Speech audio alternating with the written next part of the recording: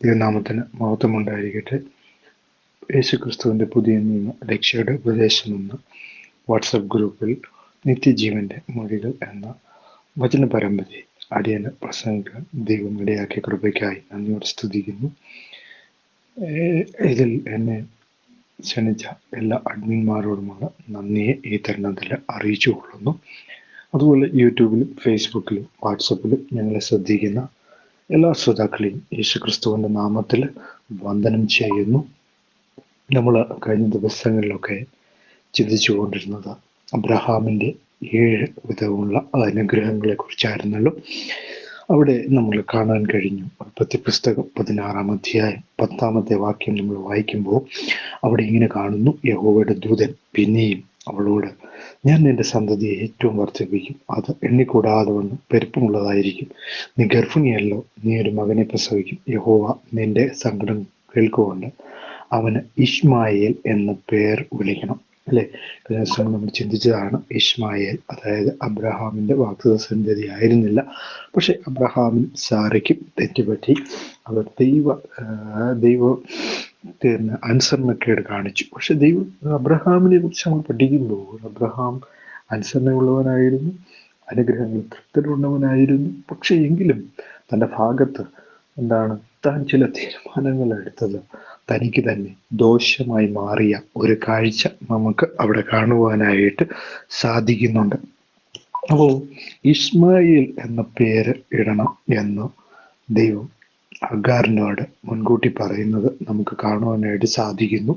അത് നമ്മൾ ചിന്തിക്കുമ്പോൾ അല്ലേ, സങ്കടം, ഒരു ദാസിയുടെ സങ്കടം കേൾക്കുന്ന ഒരു ദൈവം, ദാസിയായ ഒരു പെൺകുട്ടിയുടെ സങ്കടം പോലും പ്രപഞ്ച സൃഷ്ടാവായ കർത്താവ് എത്രമാത്രം ശ്രദ്ധാലുവായിട്ടാണ് കേൾക്കുന്നത്.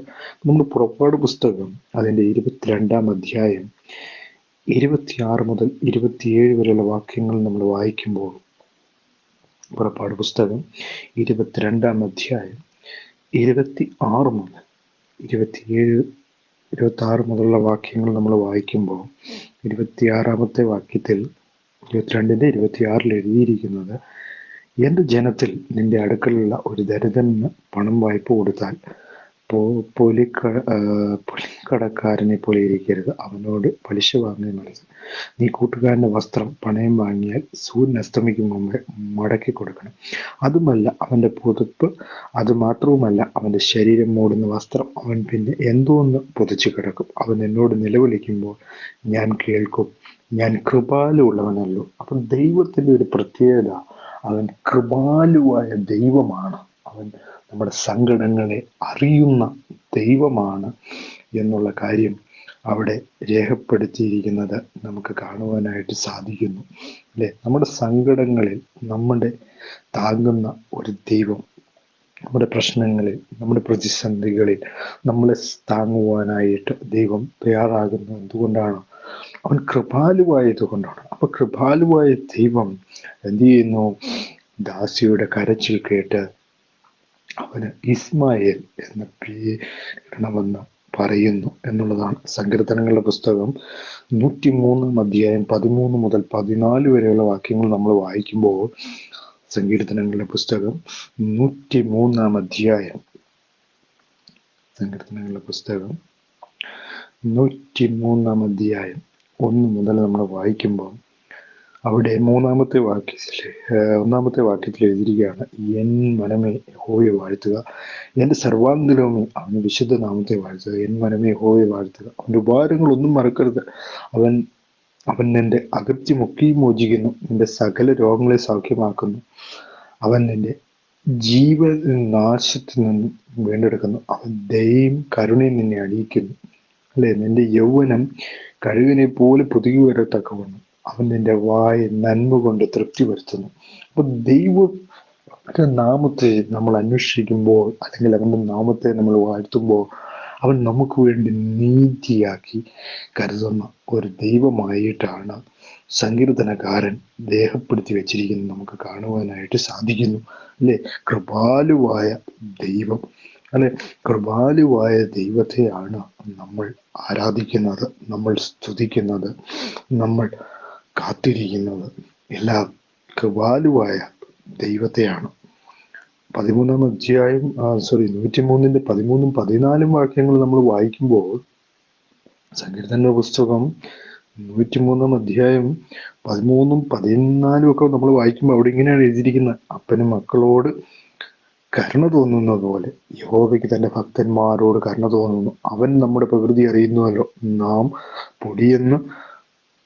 പൊടിയെന്ന് അവൻ ഓർക്കുന്നു. 15-ാമത്തെ വാക്യത്തിൽ എഴുതിയിരിക്കുകയാണ്: മനുഷ്യന്റെ ആയുസ് പുല്ലുപോലെയാകുന്നു, വയലിലെ പൂ പോലെ അവൻ പൂക്കുന്നു. 16-ാമത്തെ വാക്യത്തിൽ കാറ്റ് അടിക്കുമ്പോൾ അത് ഇല്ലാതെ പോകുന്നു, അതിന്റെ സ്ഥലം പിന്നെ അതിനെ അറിയുന്നില്ല. 17-ാമത്തെ വാക്യത്തിൽ എഴുതിയിരിക്കുകയാണ്: യഹോവ ആരാണ്? യഹോവയുടെ ദയയോ എന്നും എന്നേക്കും അവന്റെ ഭക്തന്മാർക്കും അവന്റെ നീതി മക്കളുടെ മക്കൾക്കും ഉണ്ടാകും. അപ്പോൾ ദൈവം എത്രയോ ദയാലുവാണ്, അല്ലെ? എത്രയോ കൃപാലുവാണ്. നമ്മളോടൊക്കെ ദൈവം ഒത്തിരി ദയ കാണിക്കുന്നു, നമുക്ക് വേണ്ടി ഒത്തിരി കൃപ അവൻ ചൊരിയുന്നു എന്നുള്ള കാര്യം വളരെ വ്യക്തമായിട്ട് അവിടെ രേഖപ്പെടുത്തി വച്ചിരിക്കുന്നത് നമുക്ക് കാണുവാനായിട്ട് സാധിക്കുന്നു. ദൈവം വലിയവനാണ്, അല്ലെ? വലിയവനായതുകൊണ്ടാണ് നമ്മളൊക്കെ ഇത്രയും നാളും പഠിച്ചു നൽകുന്നത്, അല്ലെ? പലപ്പോഴും നമ്മളത് ചിന്തിക്കുന്നില്ല. പലപ്പോഴും നമ്മൾ നമ്മുടേതായ ഒരു വഴികളിലൂടെ സഞ്ചരിക്കുന്നവരാണ് നമ്മൾ ഓരോരുത്തരും എന്നുള്ള കാര്യം നമ്മൾ മറന്നു പോകരുത്. അതുകൊണ്ട് സങ്കടം കേൾക്കുകൊണ്ട് അവൻ അഞ്ചനം ഇസ്മായേൽ എന്ന പേര് വിളിക്കണം. അവൻ കാട്ടു കഴുതയെ പോലെയുള്ള ഒരു മനുഷ്യനായിരിക്കും. അവന്റെ കൈ എല്ലാവർക്കും വിരോധമാണ്. കാരണം അവൻ വാഗ്ദത്ത സന്തതിയല്ല. വാഗ്ദത്ത സന്തതി ആയിരുന്നെങ്കിൽ അവന്റെ കൈ ആർക്കും എന്തായിരിക്കത്തില്ല, വിരോധമായിരിക്കത്തില്ലായിരുന്നു. പക്ഷെ ഇവിടെ നമുക്ക് കാണുവാൻ കഴിയുന്നു, അബ്രഹാമിന്റെ ഈ തെറ്റായ ചിന്താഗതി, അല്ലെങ്കിൽ അബ്രഹാമിന്റെയും സാറയുടെയും ഈ തെറ്റായ ചിന്താഗതി അവരെ കൊണ്ട് എത്തിക്കുന്ന എവിടേക്കാണ്? ദോഷത്തിലേക്കുള്ള വിരൽ ചൂണ്ടുകയാണ് അവരെ, അല്ലെ? പെട്ടെന്ന് അവരിൽ നിന്നാണ് ഇങ്ങനെയുള്ള ദോഷങ്ങൾ ഉണ്ടാകുകയാണ്. വാഗ്ദത്തം കൊടുത്തു, വാഗ്ദത്ത സന്തതി ഉണ്ടാകുമെന്ന് പറഞ്ഞു. പിന്നെ അവരെന്ത് ചെയ്യുന്നു? തെറ്റ് ചെയ്തതിന് ഫലമായി ഇങ്ങനെയൊരു മകൻ ജനിക്കുന്നു എന്നുള്ളതാണ് നമ്മൾ മനസ്സിലാക്കേണ്ട കാര്യം എന്ന് പറയുന്നത്. അപ്പോൾ അവനെന്താണ്? കാട്ടുകഴുതയെ പോലുള്ള മനുഷ്യനാണെന്ന് പറയുന്നു. അവന്റെ കൈ എല്ലാവർക്കും വിരോധമായും എല്ലാവരുടെയും കൈ അവന് വിരോധമായും ഇരിക്കും. അപ്പൊ എല്ലാവരും അവനെന്താണ്? എതിരായിരിക്കുമെന്ന് തന്നെയാണ് അവനെ കുറിച്ചുള്ള പ്രവചനം. അവൻ തന്റെ സകല സഹോദരന്മാർക്കും എതിരെ പാർക്കുമെന്ന് അരുളി ചെയ്തു. എന്നാൽ അവൾ എന്നെ കാണുന്നവനെ ഞാൻ ഇവിടെ കണ്ടു എന്ന് പറഞ്ഞു, അല്ലെ? അപ്പൊ എന്നെ കാണുന്നവന് ഞാൻ ഇവിടെ കണ്ടു, ദൈവത്തെ കണ്ടു എന്നുള്ളതാണ്. എന്നെ കാണുന്നവൻ, അല്ലെ? എന്നെ കാണുന്നവൻ എന്ന് പറയുമ്പോൾ യോബിന്റെ പുസ്തകം 24-ാം അധ്യായം 23-ാമത്തെ വാക്യം നമ്മൾ വായിക്കുമ്പോൾ, യോബിന്റെ പുസ്തകം 24-ാം അധ്യായം 23-ാമത്തെ വാക്യം,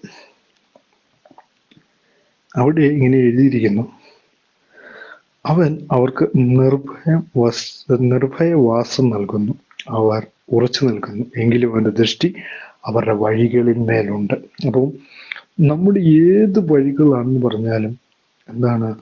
യഹോവയുടെ കണ്ണ് അവിടെയുണ്ട്, നമ്മൾ ദർശിക്കുന്നുണ്ട് എന്നുള്ള കാര്യമാണ് നമുക്കവിടെ കാണുവാനായിട്ട് സാധിക്കുന്നു. നമ്മൾ എന്ത് തെറ്റ് ചെയ്താലും അവൻ കാണുന്നുണ്ട്. അവൻ കാണുന്ന വലിയവനായ ദൈവം എല്ലാം കാണുന്നു. നമ്മൾ എന്ത് തെറ്റ് ചെയ്തെന്ന് പറഞ്ഞാലും, നമ്മുടെ വഴികൾ തെറ്റായ വഴികളാണെങ്കിലും ശരിയായ വഴികളാണെങ്കിലും അവൻ ശ്രദ്ധിക്കുന്നു എന്നുള്ള കാര്യമാണ് എന്നെ കാണുന്നവനെ എന്ന് അവിടെ രേഖപ്പെടുത്തിയിരിക്കുന്നു. ഇയ്യോബിന്റെ 31:4 നമ്മൾ പഠിക്കുമ്പോൾ അവിടെ ഇങ്ങനെയാണ് എഴുതിയിരിക്കുന്നത്. ഇയ്യോബിന്റെ പുസ്തകം 31:4 രേഖപ്പെടുത്തിയിരിക്കുന്നത് ഇങ്ങനെയാണ്.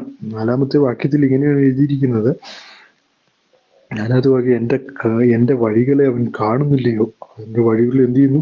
അവൻ കാണുന്നുണ്ട്. എന്റെ കാലടികളൊക്കെയും ഈ എണ്ണുന്നില്ലയോ? അപ്പൊ നമ്മൾ കാല് വെക്കുന്ന ഓരോ ചുവടുവെപ്പും ദൈവം എണ്ണുന്നുണ്ട് എന്നാണ് അവിടെ രേഖപ്പെടുത്തിയിരിക്കുന്നത്, അല്ലേ? വളരെ വ്യക്തമായിട്ട് അവിടെ രേഖപ്പെടുത്തി വച്ചിരിക്കുന്ന കാര്യം അതാണ്. അപ്പോൾ അവിടെ നമ്മൾ മനസ്സിലാക്കി, നമ്മുടെ കാലടികൾ പോലും എണ്ണുന്ന ഒരു ദൈവം എന്ന് അവിടെ രേഖപ്പെടുത്തിയിരിക്കുന്നു. അതിന്റെ 34-ാം അധ്യായം, ഇയ്യോബിന്റെ പുസ്തകം 34-ാം അധ്യായം 21 നമ്മൾ വായിക്കുമ്പോൾ അവിടെ കാണാനായിട്ട് സാധിക്കുന്നു. 21-ാമത്തെ വാക്യത്തിൽ ഇങ്ങനെ രേഖപ്പെടുത്തിയിരിക്കുന്നു: ശ്രദ്ധിക്കണേ, 21-ാമത്തെ വാക്യത്തിൽ എഴുതിക്കണം, അവന്റെ ദൃഷ്ടി മനുഷ്യന്റെ വഴികളിന്മേലിരിക്കുന്നു, അവന്റെ നടപ്പൊക്കെയും അവൻ കാണുന്നു എന്ന് എഴുതിയിരിക്കുന്നത്. അവന്റെ ദൃഷ്ടി എന്താണ്? മനുഷ്യന്റെ വഴികളിന്മേലിരിക്കുന്നു, അവന്റെ നടപ്പൊക്കെ അവൻ കാണുന്നുണ്ട് എന്ന് അവിടെ ഈ ഒരു പുസ്തകത്തിൽ നമുക്ക് കാണാനായിട്ട് സാധിക്കുന്നു എന്നുള്ളതാണ്, അല്ലേ? അപ്പോൾ അവിടെയെല്ലാം ദൈവം നമ്മളെ കാണുന്നു എന്നുള്ളതാണ്, കാണുന്നവൻ എന്നുള്ള അർത്ഥത്തിലാണ്.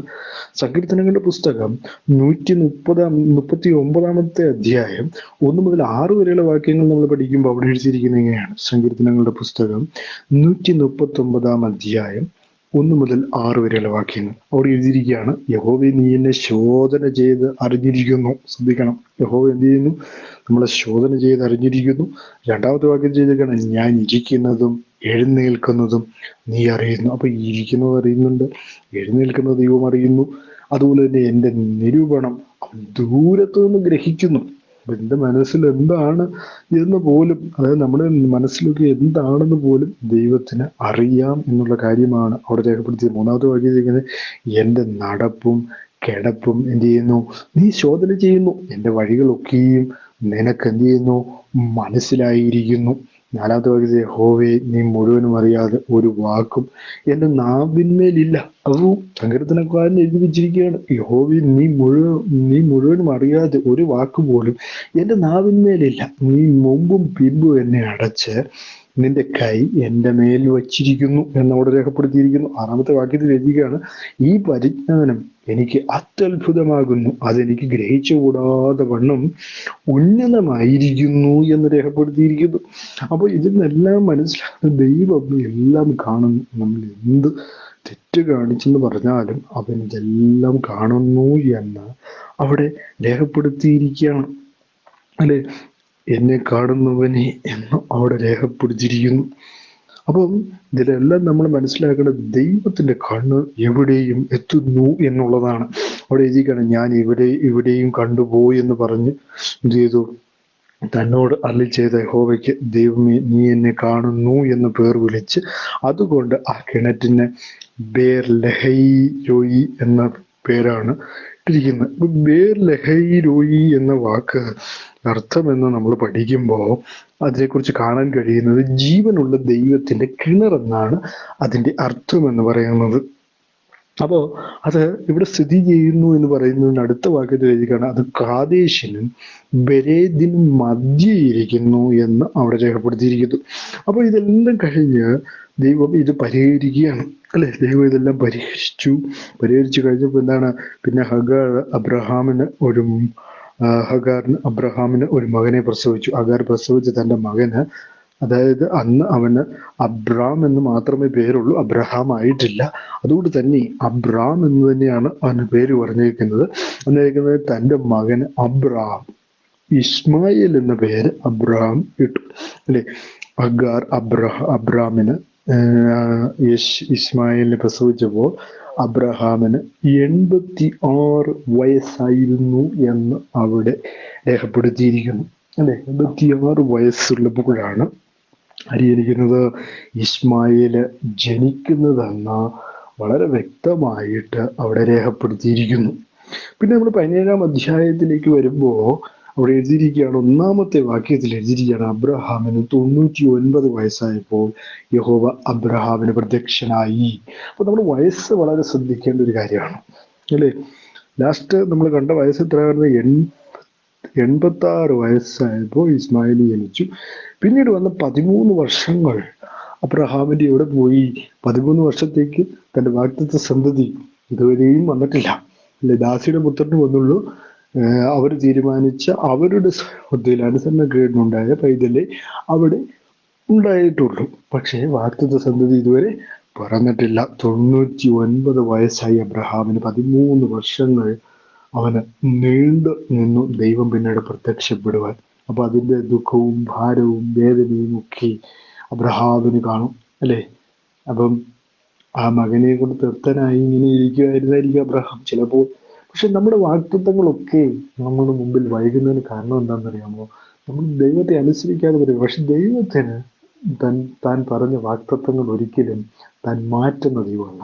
അവൻ എന്നെങ്കിലും ഒരിക്കൽ അത് ചെയ്തു തരുമെന്നുള്ള കാര്യം വളരെ വ്യക്തമായ ഒരു കാര്യമാണ്. അതുകൊണ്ട് തന്നെ അബ്രഹാം പിതാവിൽ നിന്നും അങ്ങനെ ഒരു പാഠം നമുക്ക് പഠിക്കുവാനുണ്ട് അല്ലേ.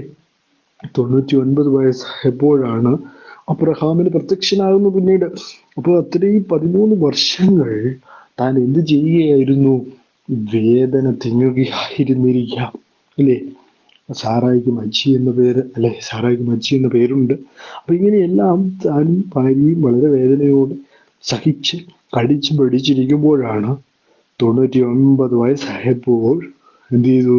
യഹോവയായ ദൈവം പ്രത്യക്ഷനായി എന്ന് നമുക്ക് മനസ്സിലാക്കുവാനായിട്ട് സാധിക്കുന്നു. പ്രത്യക്ഷപ്പെട്ട് എന്താണ് പറഞ്ഞത്? അവനോട് ഞാൻ സർവശക്തിയുള്ള ദൈവം ആകുന്നു എന്ന് അവിടെ കാണുന്നു അല്ലെ. സർവശക്തനായ ദൈവം എന്ന സർവശക്തിയുള്ള ദൈവം അല്ലെ, സർവശക്തിയുള്ള ദൈവം എന്നാണ് അവിടെ രേഖപ്പെടുത്തിയിരിക്കുന്നത്. അതിന് എബ്രായ ഭാഷയിൽ പറയുന്നത് എൽ ഷദ്ദായി എന്നാണ്. അതായത് ഈ പദം 48 പ്രാവശ്യം പഴയ നിയമത്തിൽ നമുക്ക് കാണാൻ കഴിയുന്നു. ഉൽപ്പത്തി പുസ്തകത്തിൽ ഏതാണ്ട് 6 പ്രാവശ്യവും യോബിന്റെ പുസ്തകത്തിലാണ് 31 പ്രാവശ്യവും നമ്മൾ ഈ വാക്ക് കാണുന്നുണ്ട്. അപ്പൊ വാഗ്ദത്തങ്ങൾ നിറവേറ്റുവാൻ ആരാണ്? ദൈവം പ്രാപ്തനാണ് എന്നുള്ള കാര്യമാണ് നമുക്കിവിടെ കാണാൻ കഴിയുന്നത്. തൻ്റെ ജനങ്ങളുടെ പൂർണ്ണമായ ആവശ്യങ്ങൾ തീർത്ത് തരുന്ന ദൈവം അല്ലെ. ഉൽപ്പത്തി പുസ്തകം 18-ാം അധ്യായം അതിൻ്റെ 14-ാമത്തെ വാക്യം നമ്മൾ വായിക്കുമ്പോൾ അവിടെ ഇങ്ങനെ കാണുന്നു. 18-14 രേഖപ്പെടുത്തിയിരിക്കുകയാണ്, യഹോവയാൽ കഴിയാത്ത കാര്യമുണ്ടോ? ഒരാണ്ട് കഴിഞ്ഞിട്ട് ഈ സമയമാകുമ്പോൾ ഞാൻ നിന്റെ അടുക്കൽ മടങ്ങി വരും, സാറയ്ക്ക് ഒരു മകൻ ഉണ്ടാകുമെന്ന് അരുളി ചെയ്തു എന്ന് അവിടെ കാണുവാനായിട്ട് സാധിക്കുന്നു. അപ്പം 17-ാം അധ്യായത്തില് ദൈവം വീണ്ടും സംസാരിക്കുകയാണ് അല്ലേ. ഇത്രയും കാലം 13 വർഷങ്ങൾ, നീണ്ട 13 വർഷങ്ങൾ താൻ വേദന തിങ്ങുകയായിരുന്നു. അതേ ഓർത്ത് ഇസ്മായില് ജനിച്ചത് കാരണമുള്ള വേദനയും പ്രയാസവും ഒക്കെ കഴിഞ്ഞ് തൻ്റെ വാഗ്ദത്തങ്ങൾ വീണ്ടും ഡിലേ ആകുന്നു. പല ആളുകളുടെയും വാഗ്ദത്തങ്ങൾ ഡിലേ ആകുന്നതിന് കാരണം എന്താണ്? അനുസരിക്കാത്തതുകൊണ്ടാണ്. അനുസരണം അല്ലെ, അനുസരണം വലിയ നല്ലതാകുന്നു എന്ന് നമുക്ക് കാണാൻ കഴിയും. അപ്പം ദൈവത്തിന് മുമ്പിൽ അനുസരണയോടെ നിന്നാൽ അവൻ നമ്മെ അനുഗ്രഹിക്കുന്ന ദൈവമാണ്, നമ്മളെ സഹായിക്കുന്ന ദൈവമാണ്. അതുകൊണ്ട് ദൈവത്തിന് മുമ്പാകെ അനുസരണയുള്ളവനായിരിക്കണം. അതുള്ളതാണ് എപ്പോഴും അബ്രഹാമിനെ കുറിച്ച് നമ്മൾ പഠിക്കുമ്പോൾ അബ്രഹാമിന് ഗുണമുണ്ടായിരുന്നു അല്ലേ. പക്ഷേ ഇപ്പോൾ തൻ്റെതായ തീരുമാനമെടുത്തതിന്റെ കാരണം തൻ്റെ വാഗ്ദത്തങ്ങളെല്ലാം തന്നെ വിട്ടു പോയിരിക്കുന്നു. യിരെമ്യാവിന്റെ പുസ്തകം 32:17 നമ്മൾ വായിക്കുമ്പോൾ അവിടെ ഇങ്ങനെ കാണുന്നു. 32:17 ഇങ്ങനെ വായിക്കുന്നു. 17-ാമത്തെ വാക്യത്തിൽ, അയ്യോ യഹോവയായ കർത്താവേ, നിന്റെ മഹാശക്തി കൊണ്ട് നീട്ടിയ ഭുജം കൊണ്ട് നീ ആകാശത്തെ ഭൂമിയും ഉണ്ടാക്കി, നിനക്ക് അസാധ്യമായത് ഒന്നുമില്ല. അപ്പൊ യഹോവയായ ദൈവത്തിന് കഴിയാത്ത ഒരു കാര്യങ്ങളും ഇല്ല. അതാണ് നമ്മൾ അബ്രഹാമിന്റെ ജീവിതത്തിൽ നമ്മൾ പഠിച്ചുകൊണ്ടിരിക്കുന്നത് അല്ലെ. അബ്രഹാമിന്റെ ജീവിതത്തിൽ ദൈവം ചെയ്തത് അസാധ്യങ്ങളാണ്. ഒരിക്കലും മനുഷ്യബുദ്ധിക്ക് ചിന്തിക്കുക പോലും കഴിയാത്ത കാര്യങ്ങൾ, ചിന്തിക്കാൻ പോലും കഴിയാത്ത കാര്യങ്ങളാണ് അബ്രഹാമിന്റെ ജീവിതത്തിൽ ദൈവം നിറവേറ്റിയത്. അത് ശ്രദ്ധിക്കേണ്ട ഒരു കാര്യം തന്നെയാണ്. അപ്പോ അവിടെ എഴുതിയിരിക്കുകയാണ്, ഞാൻ സർവശക്തിയുള്ള ദൈവം ആകുന്നു, നീ എൻ്റെ മുമ്പാകെ നടന്ന് നിഷ്കളങ്കനായിരിക്കുക. അപ്പം ദൈവം പറയുകയാണ്, നീ എൻ്റെ മുമ്പിൽ എന്തായിരിക്കണം? നിഷ്കളങ്കനായിരിക്കണം. അപ്പൊ ദൈവം ആഗ്രഹിക്കുന്നു നിഷ്കളങ്കത അല്ലെ. നിഷ്കളങ്ക എന്ന വാക്കിന്റെ അർത്ഥം എന്ന് നമ്മൾ ചിന്തിക്കുമ്പോൾ തികമുള്ളവൻ, സത്യസന്ധൻ, കുറ്റമില്ലാത്തവൻ എന്ന അർത്ഥത്തിലാണ് ആ പ്രയോഗം അവിടെ കാണുവാനായിട്ട് സാധിക്കുന്നു അല്ലേ. ദൈവത്തിന് പലയിടത്തും നമുക്ക് ആ വാക്യങ്ങൾ കാണാം. പലപ്പോഴും ആ വാക്യങ്ങളെ കുറിച്ച്, ഈ യോഗ്യതകൾ എല്ലാ വിശ്വാസികൾക്കും ഉണ്ടാകേണ്ടതാണ്. നിഷ്കളങ്കനായി ഇരുന്നാൽ മാത്രമേ ദൈവം ആഗ്രഹിക്കുന്നിടത്ത് നമ്മൾ എത്തുകയുള്ളൂ. ഉൽപ്പത്തി പുസ്തകം 6-ാം അധ്യായം അതിന്റെ 9-ാം വാക്യത്തിൽ എഴുതിയിരിക്കുന്നത് ഇങ്ങനെയാണ്. 9-ാമത്തെ വാക്യത്തിൽ എഴുതിയിരിക്കുകയാണ്, നോഹയുടെ വംശപാരമ്പര്യം എന്തെന്നാ? നോഹ നീതിമാനും തന്റെ തലമുറയിൽ നിഷ്കളങ്കനുമായിരുന്നു. ശ്രദ്ധിക്കണം, നോഹയെക്കുറിച്ച് ദൈവം പറയുകയാണ്, ദൈവവചനം പറയുന്നത് എന്താണ്? നോഹ നീതിമാനായിരുന്നു, തന്റെ തലമുറയിൽ എങ്ങനെയായിരുന്നു? നിഷ്കളങ്കനായിരുന്നു എന്ന് അവിടെ രേഖപ്പെടുത്തിയപ്പോൾ നിഷ്കളങ്കരെ ദൈവത്തിന് വലിയ ഇഷ്ടമാണ്, അല്ലേ? ദൈവത്തിന് അങ്ങനെയുള്ളവരോട് താല്പര്യമുണ്ട്. അപ്പം നിഷ്കളങ്കനായിരിക്കണം. കാരണം പോലെയല്ല, കഴിഞ്ഞ 13 വർഷം അനുഗ്രഹമില്ലാതെ ഇപ്പോൾ താൻ പ്രത്യക്ഷനായി. അപ്പോൾ എന്താണ് ദൈവത്തിന് പറയാനുള്ളത്? ഒന്ന്, നിഷ്കളങ്കനായിരിക്കണം. എന്നാൽ ഞാൻ നിന്നെ അനുഗ്രഹിക്കാൻ പോവാണ്. അടുത്ത വാക്യം ചെയ്യുകയാണ്, എനിക്കും നിനക്കും മധ്യേ ഞാൻ എൻ്റെ നിയമം സ്ഥാപിക്കും, നിന്നെ അധികമായി വർദ്ധിപ്പിക്കുമെന്ന് അരുളി ചെയ്തു. അപ്പോൾ അബ്രഹാം എന്ത് ചെയ്തു? സാഷ്ടാംഗം വീണു. ദൈവം അവനോട് അരുളി ചെയ്തത് എന്തെന്നാൽ, എനിക്ക് നിന്നോടൊരു നിയമമുണ്ട്. ദൈവം ഒരു നിയമം വെക്കാൻ പോവാണ് അബ്രഹാമിന്റെ മുമ്പിൽ. എന്താണ് നിയമം? നീ ബഹുജാതികൾക്ക് പിതാവാകും. ഇനി നിന്നെ അബ്രാം എന്നല്ല വിളിക്കേണ്ടത്, ഞാൻ നിന്നെ ബഹുജാതികൾക്ക് പിതാവാക്കിയിരിക്കാൻ നിന്റെ പേർ അബ്രഹാം എന്നായിരിക്കണം. അപ്പം ഭയങ്കരമായ പ്രമോഷനുകളാണ് ദൈവം അബ്രഹാമിന് കൊടുക്കുന്നത്, അല്ലെ?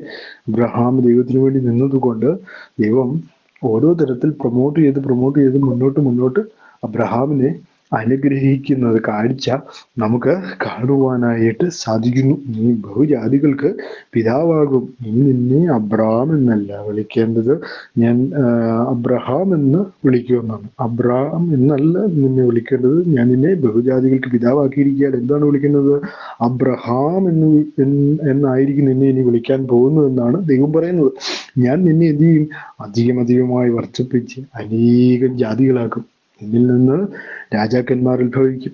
ഞാൻ നിനക്കും നിന്റെ ശേഷം നിന്റെ സന്തതിക്കും ദൈവമായിരിക്കേണ്ടതിന് എനിക്കും നിനക്കും നിന്റെ ശേഷം തലമുറയായി നിന്റെ സന്തതിക്കും മധ്യേ എൻ്റെ നിയമത്തെ നിത്യ നിയമമായി സ്ഥാപിക്കും. വളരെ വ്യക്തമായിട്ട് അവിടെ രേഖപ്പെടുത്തിയിരിക്കുകയാണ്, ഞാൻ നിനക്കും നിന്റെ ശേഷം നിന്റെ സന്തതിക്കും ദൈവമായിരിക്കേണ്ടതിന്, അല്ലെ? സന്തതിക്കും എന്താണ്?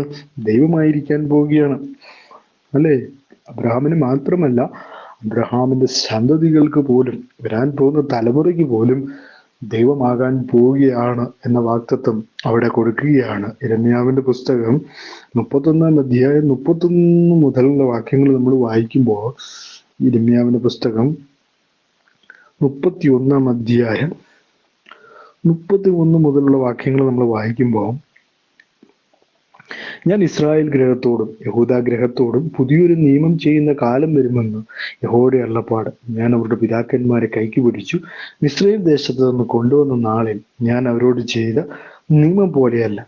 ഞാൻ അവർക്ക് എന്താണ് ഭർത്താവായി ഇരുന്നിട്ടും അവർ എൻ്റെ നിയമം ലംഘിച്ചു കളഞ്ഞു എന്ന് യഹോവയുടെ അരുളപ്പാട്. എന്നാൽ ഈ കാലം കഴിഞ്ഞ ശേഷം ഞാൻ ഇസ്രായേൽ ഗൃഹത്തോട് ചെയ്യാതിരിക്കുന്ന നിയമം ഇങ്ങനെ ആകുന്നു, ഞാൻ എൻ്റെ ന്യായപ്രമാണം അവരുടെ ഉള്ളിലാക്കി അവരുടെ ഹൃദയങ്ങളിൽ എഴുതും എന്ന് അവിടെ രേഖപ്പെടുത്തിയിരിക്കുന്നു. അപ്പൊ തലമുറകൾക്ക് ദൈവമായി മാറുവാൻ ദൈവം തീരുമാനിച്ചിരിക്കുകയാണ്. അബ്രഹാമിനോടുള്ള ആ സ്നേഹം, അല്ലെ? ദൈവത്തിന് ഒരു വാക്കേ ഉള്ളൂ, ബഹുജാതികൾക്ക് പിതാവാക്കുമെന്ന് പറഞ്ഞാൽ അവൻ ഒരു വാക്കേ ഉള്ളൂ. വാക്ക് മാറാത്തവനായ ദൈവമായി നിന്നുകൊണ്ട് അവൻ തന്റെ വാക്ക് മാറ്റുന്നില്ല എന്നുള്ള കാര്യമാണ് നമുക്ക് കാണുവാനായിട്ട് സാധിക്കുന്നു എന്നുള്ളതാണ്. അപ്പൊ നിയമം സ്ഥാപിക്കുകയാണ്, അല്ലെ? ഞാൻ നിനക്കും നിന്റെ ശേഷം നിന്റെ സന്തതികൾക്കും നീ പ്രവാസം ചെയ്യുന്ന ദേശമായ കനാൻ ദേശം ഒക്കെയും ശാശ്വത അവകാശമായിട്ട് തരും. അപ്പം ഒരു വലിയ ദേശം അങ്ങ് അബ്രഹാമിന് തീരെഴുതി കൊടുക്കുകയാണ്. അതാണ് നമുക്കവിടെ കാണാൻ കഴിയുന്നത്. ഞാൻ അവർക്ക് ദൈവമായിരിക്കും. ദൈവം പിന്നെ അബ്രഹാമിന് അരുളി ചെയ്തു, നീയും നിന്റെ ശേഷം തലമുറയായി നിന്റെ സന്തതി എൻ്റെ നിയമം പ്രമാണിക്കണം. അപ്പോ പറയുമ്പോൾ ദൈവം പറയാണ്, എൻ്റെ നിയമം എന്ത് ചെയ്യണം? നിന്റെ സന്തതികളും പ്രമാണിക്കണം. അപ്പോൾ ദൈവത്തെ നമ്മൾ വിളിക്കുമ്പോൾ നമ്മുടെ തലമുറകളും എന്ത് ചെയ്യണം? നിയമം പ്രമാണിക്കണമെന്നാണ് ദൈവത്തിന്റെ കൽപ്പന എന്ന് പറയുന്നത്. എനിക്കും നിങ്ങൾക്കും നിന്റെ ശേഷം നിന്റെ സന്തതികൾക്കും മധ്യമുള്ളത് നിങ്ങൾ പ്രമാണിക്കേണ്ടത് എൻ്റെ നിയമമാണത്. നിങ്ങൾ പുരുഷ പരിചയമൊക്കെ എന്ത് ചെയ്യണം? പരിച്ഛേദന എടുക്കണം. അപ്പൊ അന്നത്തെ കാലത്ത് പരിച്ഛേദന ആയിരുന്നു. വളരെ വ്യക്തമായിട്ട് കാണുമ്പോൾ നമുക്ക് കാണുവാനായിട്ട് സാധിക്കുന്നു. പരിച്ഛേദന ആണ് ഇന്നത്തെ കാലത്ത് ദൈവവുമായിട്ട് ചേർന്ന് നിൽക്കുവാനായി അവർ ഉപയോഗിച്ചിരുന്ന ആത്മീകമായിട്ട് മുന്നേറ്റത്തെയാണ് പരിച്ഛേദന, അതായത് ദൈവവുമായുള്ള ബന്ധത്തെ കുറിക്കുന്ന ഇന്നത്തെ സ്നാനത്തിന് മുന്നോടിയാണത്. അപ്പോൾ ആവർത്തന പുസ്തകം 10:16 നമ്മൾ വായിക്കുമ്പോൾ അവിടെ ഇങ്ങനെ കാണുന്നു. ആവർത്തന പുസ്തകം 10:16 അവിടെ രേഖപ്പെടുത്തിയിരിക്കുകയാണ് 16-ാമത്തെ വാക്യത്തിൽ, ആകയാൽ നിങ്ങൾ നിങ്ങളുടെ ഹൃദയത്തിന്റെ അഗ്രചർമ്മം പരിച്ഛേദന ചെയ്യുവിൻ, ഇനിമേൽ ദുഷ്ടാഠ്യമുള്ളവർ ആകരുത് എന്ന് അവിടെ രേഖപ്പെടുത്തിയിരിക്കുന്നു. അപ്പൊ ഇതിനെല്ലാം മനസ്സിലാക്കേണ്ട കാര്യം എന്താണ്? ദൈവം ഒരു നിയമം ആരുടെ മുമ്പിൽ വയ്ക്കുകയാണ്? അബ്രഹാമിന്റെ മുമ്പിൽ വയ്ക്കുകയാണ്. അപ്പോൾ എന്താണ് 15-ാമത്തെ വാക്യത്തിൽ എഴുതിയിരിക്കുകയാണ്, ദൈവം പിന്നെ അബ്രഹാമിനോട് നിന്റെ ഭാര്യയായ സാറായി എന്നല്ല വിളിക്കേണ്ടത്, അവളുടെ പേർ സാറ എന്ന് ഇരിക്കണം. അപ്പൊ അബ്രഹാമിന്റെ പേര് മാത്രമല്ല മാറ്റിയത്, സാറയുടെ പേരും മാറ്റിയതായിട്ട് നമുക്ക് കാണുവാനായിട്ട് സാധിക്കും. സാറായി എന്നായിരുന്നു അവളുടെ ആദ്യത്തെ പേര്, പിന്നീട് സാറ എന്ന് വിളിക്കപ്പെടും എന്ന് അവിടെ രേഖപ്പെടുത്തിയിരിക്കുന്നു. പേര് വിളിക്കപ്പെടുകയാണ്. പിന്നീട് ഞാൻ അവളെ അനുഗ്രഹിച്ച് അവളിൽ നിന്ന് നിനക്കൊരു മകനെ തരും. പിന്നെ പറയാണ്, ഞാൻ അവളെ അനുഗ്രഹിക്കുകയും അവൾ ജാതികൾക്ക് മാതാവായി തീരുകയും ജാതികളുടെ രാജാക്കന്മാർ അവളിൽ നിന്ന് ഉത്ഭവിക്കുകയും ചെയ്യുമെന്ന് അരുളി ചെയ്തു എന്ന് അവിടെ കാണുന്നു. അല്ലെ, സാറ ഒരു മകനെ പ്രസവിക്കും എന്ന് ദൈവം ആദ്യമായിട്ട് അവിടെ വാഗ്ദത്തം ചെയ്യുകയാണ്. അല്ലെ, അവൾ സാറ എന്ന് അവർക്ക് പേരിടണമെന്ന് പറയുന്നു. അവൾ എന്ത് ചെയ്യുന്നു? ജാതികൾക്ക് മാതാവായി തീരുമെന്നും ജാതികളുടെ രാജാക്കന്മാർ അവളിൽ നിന്ന് ഉത്ഭവിക്കുകയും ചെയ്യുമെന്ന് അരുളി ചെയ്തു. അപ്പോൾ അബ്രഹാം കവിണ് വീണ് ചിരിച്ചു. അതാണ് അവിടെ നമ്മൾ ശ്രദ്ധിക്കേണ്ട ഒരു കാര്യം. അബ്രഹാം ഇത് കേട്ട് കഴിഞ്ഞപ്പോൾ എന്ത് ചെയ്തു? കവിണ് വീണ് ചിരിച്ചു എന്നാണ് എഴുതിയിരിക്കുന്നത്. 100 വയസ്സുള്ളവന് മകൻ ജനിക്കുമോ, 90 വയസ്സുള്ള സാറ പ്രസവിക്കുമോ എന്ന് തൻ്റെ ഹൃദയത്തിൽ പറഞ്ഞു. അല്ലേ? അപ്പൊ നമ്മൾ അത് തന്നെ പറഞ്ഞു, ദൈവത്തിന് അസാധ്യമായതൊന്നുമില്ല, സകലവും സാധ്യമായ ദൈവത്തെയാണ് നമ്മൾ വിശ്വസിക്കുന്നത്, നമ്മൾ വിളിക്കുന്നത് എന്ന് നമുക്ക് കാണുവാനായിട്ട് ഇവിടെ സാധിക്കുന്നു എന്നുള്ളതാണ്. അല്ലേ? അപ്പോൾ കവിട് വീട് ചിരിച്ചു. അല്ലെ, ലോകബുദ്ധിയില് അല്ലെങ്കിൽ നമ്മളുടെ ലോക ജീവിതത്തിൽ ഒരിക്കലും നടക്കാത്ത ഒരു കാര്യമാണ് അബ്രഹാമിന്റെ ജീവിതത്തിൽ നടക്കാൻ പോകുന്നത്. ഇത്രയും പ്രായമുള്ളവർ അവർക്ക് മക്കളുണ്ടാവുമോ എന്നുള്ള കാര്യം അബ്രഹാമിന് പോലും വിശ്വസിക്കാൻ പറ്റുകയില്ല. നാട്ടിലെങ്ങും അങ്ങനെ സംഭവിച്ചിട്ടില്ല എന്നുള്ള കാര്യമാണ്. അബ്രഹാം അതുകൊണ്ട് ചിരിച്ചു എന്നാണ് അവിടെ നമുക്ക് കാണുവാനായിട്ട് കഴിയുന്നത്. അപ്പോൾ ഇശ്മായേൽ നിന്റെ മുമ്പാകെ ജീവിച്ചിരുന്നാൽ മതിയെന്ന് അബ്രഹാം ദൈവത്തോട് പറഞ്ഞു. അതെ, അപ്പം ഇതൊന്നും നടക്കുന്ന കാര്യമല്ല. ദൈവത്തോട് അബ്രഹാം തിരിച്ചു പറയുകയാണ്, ഇതൊന്നും നടക്കുന്ന കാര്യമല്ല, ഇശ്മായേൽ എങ്ങനെയെങ്കിലും ജീവിച്ചിരുന്നാൽ മതി, കുഴപ്പമില്ല, നടത്തിയാൽ മതി എന്നൊക്കെയാണ് പറയുന്നത്. പക്ഷെ ദൈവം അങ്ങനെയല്ല അവനെക്കുറിച്ച് ആഗ്രഹിക്കുന്നത്. അവനെക്കുറിച്ച് വലിയവയാണ് ദൈവം ആഗ്രഹിക്കുന്നത്. നടക്കാത്ത അത്ഭുതങ്ങളാണ് ദൈവം അവനിൽ നിന്ന് പ്രതീക്ഷിക്കുന്നത് എന്നുള്ളതാണ്. പക്ഷെ അത് അവന് മനസ്സിലാവുന്നില്ല. അവന്റെ ചെറിയ ബുദ്ധിയിൽ അത്രയും അവന് മനസ്സിലാക്കുവാനായിട്ട് സാധിക്കുന്നുള്ളൂ എന്നുള്ളതാണ്. നമുക്കിതിൽ നിന്നൊക്കെ മനസ്സിലാക്കുവാനായിട്ട് സാധിക്കുന്നു എന്നുള്ളതാണ്. നിന്റെ മുമ്പാകെ ജീവിച്ചിരുന്നാൽ മതിയെന്ന് അബ്രഹാം ദൈവത്തോട് പറഞ്ഞു. അതിന് ദൈവം അരുളി ചെയ്തത്, അല്ല, നിന്റെ ഭാര്യയായ സാറ തന്നെ നിനക്ക് ഒരു മകനെ പ്രസവിക്കും, നീ അവന് ഇസഹാക്ക് എന്ന് പേരിടണം. അപ്പം ദൈവം വാഗ്ദത്ത സന്തതിയുടെ പേര് വരെ വെളിപ്പെടുത്തി. അല്ലേ? സാറ തന്നെ നിനക്കൊരു മകനെ പ്രസവിക്കും, അവന് നീ ഇസ്ഹാക്ക് എന്ന് പേരിടണം. ഞാൻ അവനോടും അവന്റെ ശേഷം അവന്റെ സന്തതിയോടും എൻ്റെ നിയമത്തെ നിത്യ നിയമമായി ഉറപ്പിക്കുമെന്നും അവിടെ കാണുന്നു. 20 വാക്യത്തിൽ ഇശ്മായേലിനെ കുറിച്ച് ഞാൻ എൻ്റെ അപേക്ഷ കേട്ടിരിക്കുന്നു. ഞാൻ അവനെ അനുഗ്രഹിച്ച് അത്യന്ത സന്താന പുഷ്ടിയുള്ളവനാക്കി വർദ്ധിപ്പിക്കും. അവന് 12 പ്രഭുക്കന്മാരെ ജനിപ്പിക്കും. ഞാൻ അവനെ വലിയൊരു ജാതിയാക്കും. എൻ്റെ നിയമം ഞാൻ ഉറപ്പിക്കുന്നതും ഇനിയത്തെ ആണ്ട് ഈ സമയത്ത് സാറ നിനക്ക് പ്രസവിക്കുവാനുള്ള ഇസ്ഹാക്കാകുന്നു എന്ന് അവിടെ കാണുവാനായിട്ട് കഴിയുന്നു എന്നുള്ളതാണ്. അപ്പം ഇസ്മായിലിനെയും അനുഗ്രഹിക്കാമെന്ന് ദൈവം ഉറപ്പ് നൽകി. അബ്രഹാമിനുള്ള സ്നേഹം കൊണ്ട് അവനെയും അനുഗ്രഹിക്കാമെന്ന് ദൈവം എന്ത് ചെയ്തു? വാഗ്ദത്തം ചെയ്തു. സാറയ്ക്ക് ഇനിയും മകൻ ഉണ്ടാകും എന്ന് ദൈവം വെളിപ്പെടുത്തി. വാഗ്ദത്ത സന്തതി അവനുണ്ടാകും എന്നുള്ള കാര്യം വെളിപ്പെടുത്തി, അല്ലെ? അഭിപ്രായത്തൊന്നും ദൈവത്തിന് വിഷയമല്ല എന്നുള്ള കാര്യവും നമ്മൾ മനസ്സിലാക്കണം. ദൈവത്തിന് അത്ഭുതങ്ങൾ ചെയ്യുവാൻ പ്രായമോ നിങ്ങളുടെ സാഹചര്യമോ നിങ്ങളുടെ പ്രതിസന്ധികളോ നിങ്ങളുടെ എന്ത് കാര്യവുമാകട്ടെ, ദൈവത്തിന് അതൊന്നും ഒരു തടസ്സമല്ല. ദൈവത്തിന് ചെയ്യുവാൻ കഴിയുമെന്ന് ദൈവം അബ്രഹാമിലൂടെ നമുക്ക് വെളിപ്പെടുത്തി തരുന്നു എന്നുള്ളതാണ്, അല്ലെ? ഞാൻ അവനെ വലിയൊരു ജാതിയാക്കും, എന്റെ നിയമം ഞാൻ ഉറപ്പിക്കുന്നതും ഇനിയത്തെ ആണ്ട് ഈ സമയത്ത് സാറ നിനക്ക് പ്രസവിക്കാനുള്ള ഇസഹാക്കിനോട് ആകുന്നു. ദൈവം അബ്രഹാമിനോട് അരുളി ചെയ്ത് തീർന്ന ശേഷം അവനെ വിട്ട് കയറിപ്പോയി. അപ്പൊ ദൈവം അബ്രഹാമിന് കഴിഞ്ഞ ആഴ്ചയിലൊക്കെ ഞാൻ പറഞ്ഞതുപോലെ സ്വപ്നത്തിലൂടെ ദർശനങ്ങളിലൂടെയൊക്കെ അവന് പ്രത്യക്ഷമാകുമായിരുന്നു. ദൈവം അവന് അടുക്കൽ വന്ന് സംസാരിക്കുമായിരുന്നു. സംസാരിച്ചിട്ട് കടന്നുപോയി എന്ന് അവിടെ രേഖപ്പെടുത്തിയിരിക്കുന്നു, അല്ലേ? ഈ വാഗ്ദത്തങ്ങളെല്ലാം പറഞ്ഞു തീർന്നിട്ട് ദൈവം അവനെ വിട്ട് കയറിപ്പോയി എന്ന് രേഖപ്പെടുത്തിയിരിക്കുന്നു. അനന്തരം അബ്രഹാം തന്റെ മകനെ ഇസ്മായിലിനെയും തന്റെ വീട്ടിൽ ജനിച്ച സകലദാസന്മാരെയും താൻ വിലയ്ക്ക് വാങ്ങിയവരെയൊക്കെയും അബ്രഹാമിന്റെ വീട്ടിലുള്ള സകല പുരുഷന്മാരെയും കൂട്ടി ദൈവം തന്നോട് കൽപ്പിച്ചതുപോലെ അവരുടെ അഗ്രചർമ്മത്തെ അന്ന് തന്നെ പരിച്ഛേദന കഴിച്ചു. അപ്പം ദൈവം എന്ത് പറയുന്നു പറഞ്ഞാലും അബ്രഹാം അനുസരിക്കുവാൻ തയ്യാറായിരുന്നു. ഞാൻ ആദ്യം തൊട്ടേ പറഞ്ഞു, എന്ന് പറഞ്ഞാലും ഓ കർത്താവേ എന്ന് പറയുവാൻ അബ്രഹാമിന് കഴിഞ്ഞിരുന്നു. അതാണ് ദൈവം അവന് ദൈവത്തിന്റെ അനുഗ്രഹത്തിന് അവന് കാരണമാക്കി തരുന്ന സാഹചര്യം എന്ന് പറയുന്നത്. എന്നെ കേൾക്കുന്ന പ്രിയ ജനമേ, നിങ്ങൾ ദൈവത്തിന് മുമ്പിൽ അനുസരണയോടെ നിന്നാൽ, അവൻ പറയുന്നത് കേട്ട് ഉവ്വ എന്ന് പറഞ്ഞാൽ, അവൻ നിങ്ങളെ മാനിക്കുന്ന ദൈവമാണ്. അബ്രഹാമിനെ മാനിച്ച ദൈവം നിങ്ങളെയും മാനിക്കുവാൻ ശക്തനായ ദൈവമാണ്. അവൻ വാക്ക് പറഞ്ഞാൽ മാറാത്തവനാണ് എന്ന് വളരെ വ്യക്തമായി ഇവിടെ രേഖപ്പെടുത്തിയിരിക്കുന്നു. താൻ വിലയ്ക്ക് വാങ്ങിയവരൊക്കെയും അവരവൻ്റെ വീട്ടിലുള്ള സകല പുരുഷന്മാരെയും കൂട്ടി ദൈവം തന്നോട് കൽപ്പിച്ചതുപോലെ താൻ എന്ത് ചെയ്തു? അനുസരിച്ചു എന്നവിടെ രേഖപ്പെടുത്തിയിരിക്കുന്നു. 24-ാമത്തെ വാക്യത്തിൽ അബ്രഹാം പരിച്ഛേദന ഏറ്റപ്പോൾ അവന് 99 വയസ്സായിരുന്നു. വളരെ ശ്രദ്ധിക്കുന്ന ഒരു കാര്യം, 99-ാമത്തെ വയസ്സിൽ താൻ എന്ത് ചെയ്തു?